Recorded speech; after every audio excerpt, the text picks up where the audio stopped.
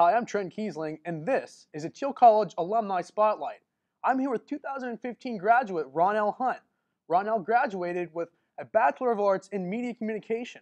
So Ronnell, how did you get into the whole media communication realm? Well, I have to tell you, it was probably, it was freshman year. Actually a little bit before that. I knew I wanted to do something with MediaCom. I looked at a few other schools, and surprisingly, I tried to tell everyone that Slippery Rock was the reason I came to Thiel as a media communication. My original goal was to come as a computer engineer, and they said, well, select another field and see if you want to have it a minor. Well, I said, oh, there's a camera. They had a TV there that had my face on it, and I'm like, this seems interesting. Go through that tour, and I'm like, never mind. I'm gonna put aside the computer engineering, and I want to do media communication. So then it comes down to okay, Till or Slippery Rock. So Slippery Rock's like, come in January. Till's like, you can come now. So I'm like, well, if I don't like Till, I'll transfer out. And then I fell in love with Till. So I was like, Thiel College, media communications. This is what I want to do. So that's how it started. That's how it started. Perfect. That's awesome. Now, I've heard that, your family's all encompassing with, the church and everything Mm-hmm. like that. How did you get into that?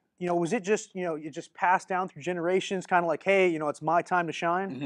Or Yeah, I kind of feel in a way like surprisingly it did kind of pass down generations. I didn't even know how deep it went back until my mom's well after I got into it. My mom's just like, "Hey, you knew like your great grandfather, he was a pastor, and even before that." And they didn't even tell me that, until it happened. So I kind of feel like it was almost like a spiritual calling to where it's like, now it's your turn, and it just kind of goes down the line, which is kind of ironic because sometimes it does happen like that. oh yeah, So, definitely. it was just one of those things where, I felt personally that was the way I was being led.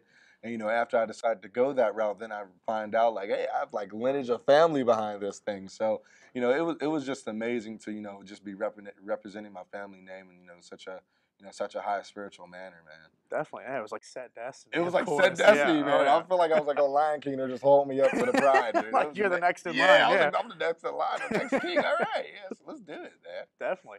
Now, you know, kind of transitioning into that, you had a phenomenal show, Oh, TC thanks, Gospel man. Radio. I Yeah, mean, the ratings, through the years were, off the charts. yeah. Tell me a little bit about that. It was, I guess you found your calling, and then you Hmm. were kind of like, hey, I need to do something about it. Let's get Right. on air. Right. Yeah, well, I definitely knew that, going through high school, middle school, and everything, that music definitely has an important role in today's society. Of course. And I was like, going on with, getting my license as a minister, I wanted to do something that was going to make a positive impact to the world. So, I'm like, I would consider myself having like an old spirit. I'm like, I'm sick and tired of, everyone going by this negative music and seeing how it affects society in a negative way. I wanted to kind of do the reverse. I wanted to turn around, put some positive music out there. You know how music is. It gets catchy. You get Oh, something that's catchy, you go with you it. go with So it. I was like, get them some catchy music that has a positive message in it, and you can't go wrong with it. And the way that TC Gospel Radio originated was back in 2011. My first year, I took the announcing class. We had, I think you remember announcing. You had to do like the radio project and Oh everything. yeah. That's how it started. Audacity in my room. That was, if you look it up still on YouTube, that was the first TC Gospel Radio that was out. Was a YouTube show. And I just did that for a project. Dr. Victor Evans, he said, if you guys want to do it, the project, the thing that you Audacity, it's free. The software is free. Download it. Have fun with it. I said, okay, I have fun with it. I put it on. Lo and behold, first YouTube post I've ever done, first video post I've ever done. Let me see, in 6 months, over 180 views in 6 months. So I said, oh, that's strange. Let me do another one. Next one, except in 2 weeks, I get like 200 views. So I'm like, holy cow. So I'm like, then a lot of people's like, well, when are you gonna do the next one? I'm like, well, I just did the two for fun. So I make a Facebook page for it. That thing gets blown up. Next thing I know, I have people from Brazil and gone to Africa and everything hitting me up saying, hey, I hear your show when you put them on YouTube. We love the page and everything. We want to send our music in. Next thing I know, it's hitting like 5 countries or so, and it just started out as a project. So thanks, Dr. Evans. I don't know what I'm looking at, but thanks, Dr. Evans. But, it was just one of those things where, it came out. And I remember when Ryan Prescott was here, he was head of the events. He said, hey, I'm hearing about the radio and everything. We just got our license back for the radio station. Do you want to throw your show on the air? And I said, by all means, yeah. And, we threw it on the air. 4 years later, man, still doing, some of them on YouTube. My schedule's kind of, contracting with it. But, still did the shows 4 years straight from freshman year all the way through senior year. And, a lot of people has been getting positive light about it. Actually, the last show that I did, and I'm going to do another one. Last show that I did actually was with a guy and his family that was on the television show on Lifetime TV called Preacher's Daughters. He was on season 1 and 2. Pastor Coleman and his whole family. I did a live interview with them right in the studio. So, Perfect. yeah, so it was amazing, man. It was amazing, fun experience, man. Oh, only at Thiel did you get things like yeah. that. So.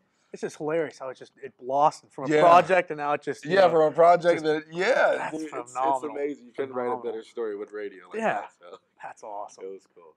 Now, in your live events and everything like that, I heard Putnam County Spelling Bee. It was your first time, kind of, getting used to it, I guess, with the live performance, kind of trying it out. Was it like a spur of the moment, hey, why not?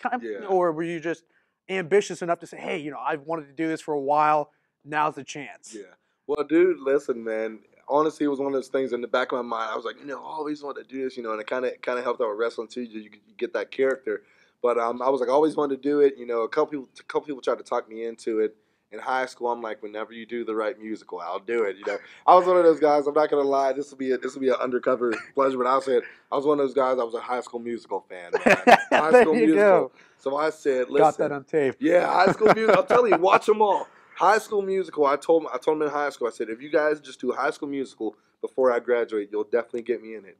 And they did everything but that. So I'm like, okay, maybe not. I came here. I was a little bit busy with football and everything. So senior year, my schedule opened up. And Pete heard me preach a service down in our chapel down campus, and he's like, I like what you bring to it. You get us to vision this whole thing.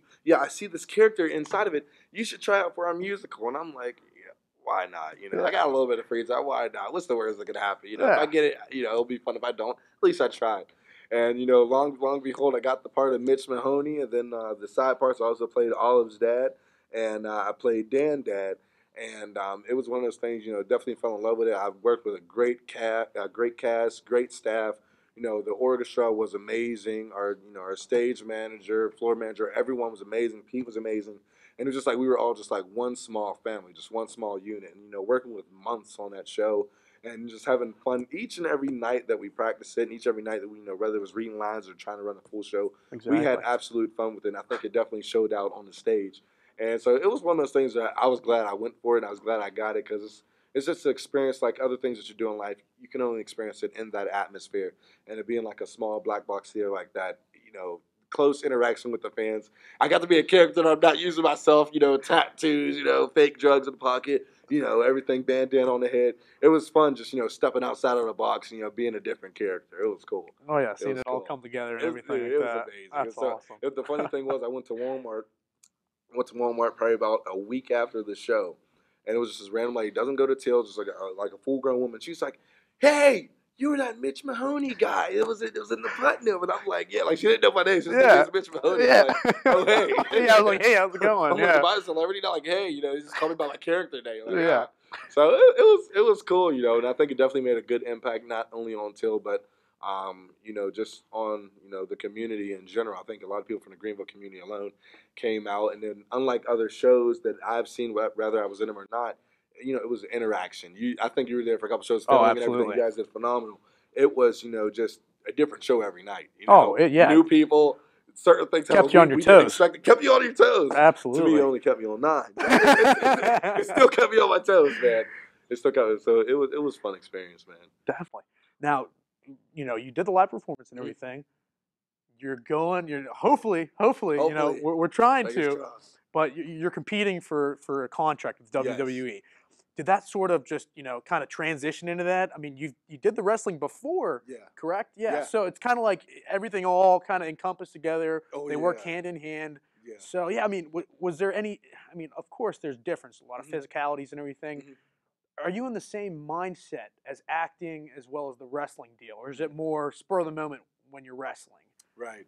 I would say, it's a fine line. When you're learning to develop a character, it's good to take a lot of like individual acting classes, because you got to learn how to develop a character. You want that character to be almost just a louder, per se, version of your actual character. Sometimes you can have to be the opposite.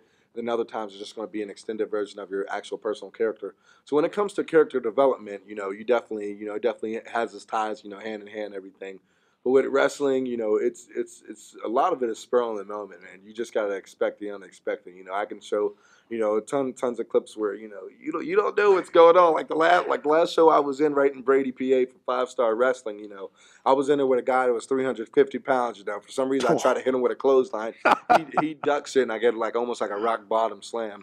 To end the match. So a lot of things are spur in the moment. Sometimes you say, "Why did I try to go for that?" But you don't realize it until you're 6 feet up in the air getting slammed in the ring. Yeah. But yeah, with WWE, it's one of those things. It's almost like whatever sport you play. If you're an amateur wrestler, you want to go to Olympics or something like that. If you're playing high school football, you want to try to shoot for the NFL, basketball, NBA, MLB, and so on and so forth. Professional wrestler, independent wrestler, you try to hone your skills as much as possible, train, lift, eat right, just like normal wrestling as much as possible. And the big leagues are company like, WWE, TNA, Ring of Honor, somewhere where you get that national spotlight. So right now I've been fortunate enough to get on the WWE Tough Enough website. Look me up, WWE Tough Enough, that NXT site, probably on page 12 or so, or I'm still under the favorites, Ronnell Hunt. So look it up. I had to put a plug in there. No, But definitely. if you look, just to be able to be on the WWE Tough Enough website, and just to able to get a couple emails from a couple of the casting producers from WWE, it's like my main goal was, if I didn't make it all the way, I wanted WWE to know my name.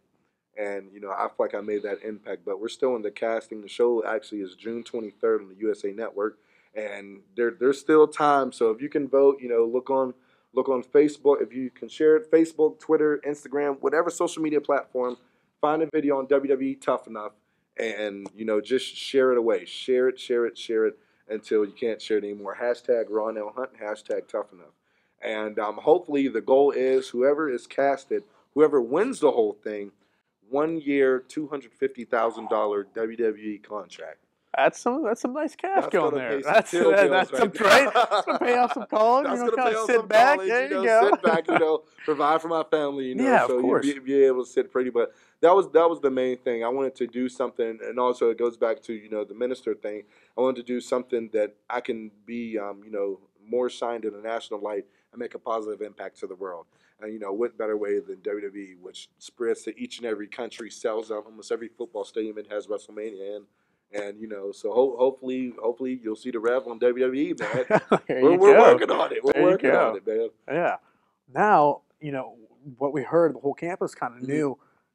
You got a job right before Yeah, you graduated. And yeah. that's Blessed. phenomenal. And you had a Yes. few months to kind of get things under your belt Mhm. at WPXI. That's Yes. phenomenal. I mean, you just make a transition. Yeah. So many kids are like, "Oh, I got a job search," and you're like, Mhm. "Hey, I already got it." So, Yeah. tell me a little bit about that. Like, what was it like having a job like right before you graduate? Yeah. And you're getting used to the industry. Like, how is that to have a career already set out right Yeah. there?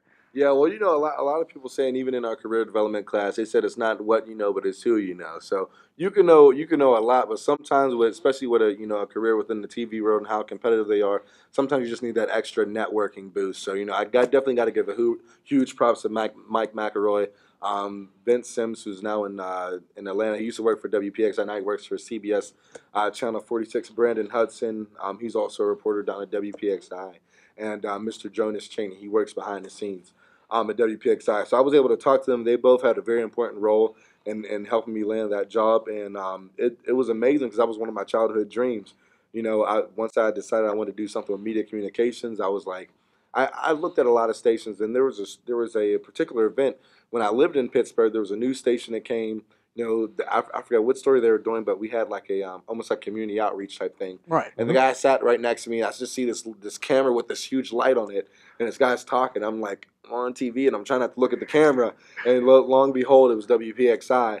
And then once we went there for the tour, yeah, you were there with the tour. I think that Exactly. was Yep. last year or about 2 or 3 semesters ago with Dr. Victor Evans. We took about 9 of us down there, Yep. and you can see how humble they were, how Oh, approachable they were. phenomenal. And once you see them behind the scenes, it's kind of hard. Sometimes when you look at TV, you want to imagine them like, okay, the camera goes off, latte makeup, but they're just like you see them on the camera. They're humble, David And that's Johnson, perfect. Lisa Sylvester, Joe Arena, Catherine Minta. They're all like I've pretty much met them all. They're all very humble people, willing to talk to you, willing to give you, pointers and whatever wisdom they have of years of being in the field.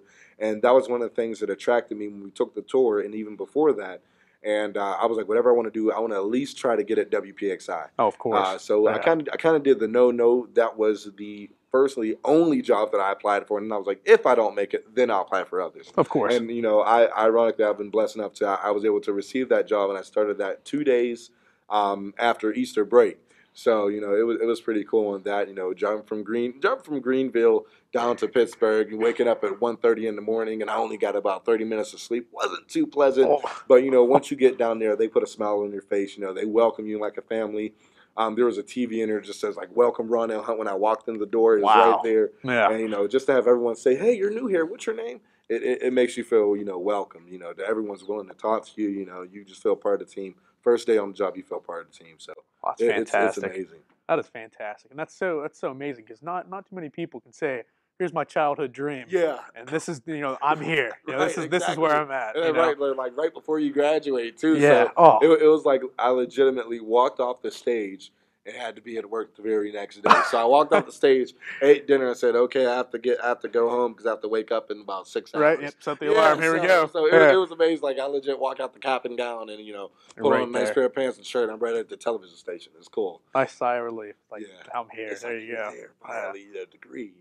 Yeah. That was cool. And from our talk today, it's pretty safe to say that Thiel College prepared you to get everything that all your success and everything. Yeah. Absolutely. That's truly phenomenal. Oh yeah. I like to tell people, and I talk to a lot of people. Some people went to Division II and Division I schools. Actually, I had my best friend who's actually going to be the best man at my wedding. He went to a Division I school in West Virginia. My fiance, she went to Howard University in Washington D.C., which a very prestigious school, and they both even testified to the fact where you don't really get that one-on-one help, because there's such a big campus, and even at the certain Division II schools, even with the Career Service Center, you don't get that you don't get that one-on-one help because there's so many students, and it's kind of here they say, okay, before you graduate, we must get with you then. Bigger school, it's like if you don't do it, you just don't do it. So the Thiel College definitely prepares you for that. They give you so many important opportunities and so many instruments to use that honestly, honestly, I can't even say like I did it on my own. The trick is use every outlet that use every outlet you can use. Of course. And honestly, in my personal opinion, if you use every outlet you can use, there's no way that you won't be successful prior to graduating. There's absolutely no way. I can, particularly with the Career Service Center, they've been helping me out so much. The Career Service Center, they helped me out. Resume building. There was actually one class that they'll give you. I believe it's career development. They'll tell you how to properly go into an interview, what questions to ask. They'll get you to stick out. I use all the tricks. Right. Oh yeah. All So the tricks. You got everything set out. Yeah. It's kind of going through a checklist. Like, yep, I know how to do this. I'm good for that. Yeah. You can do as many mock interviews as you want. Just set them Perfect. up. You go, and then certain, even at other Division III schools, you can't get an opportunity like you do at Thiel College. So they definitely prepared me, to do what I love to do, and I'm actually doing it right now. So that's so awesome. Yeah. Ronnell, I want to thank you for your time. Thank you, man. Thank you. It's been a phenomenal time here today. Honor, bro. Absolutely. And this has been a Thiel College Alumni Spotlight.